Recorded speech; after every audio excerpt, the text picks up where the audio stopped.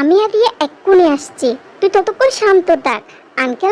আন্টিকেও তুই রাগ দেখাতে যাস না, শান্ত থাক। মিথ্যা, তুমি আমাদের সবার সাথে কথা বলেছো, আমাদের সবাইকে তোমার বিয়ে করতে হবে। তুমি বিয়ে না করা অবধি আমরা বাসার সামনে থেকে এক ফোঁটাও নড়ব না।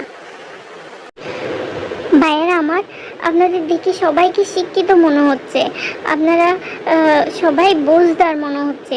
মিথ্যা আসলে খুব বড় একটা ভুল করে ফেলেছে।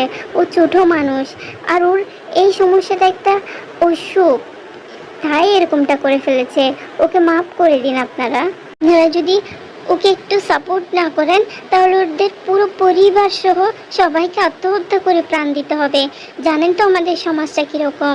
প্লিজ আপনারা একটু বুঝুন, ওর এটা অসুখ, ও ট্রিটমেন্টও চলতেছে, ও একদম ভালো হয়ে যাবে, কোনো ছেলের সাথে আর কথা বলবে না। প্লিজ এবারের মতো আপনারা ক্ষমা করে দিন।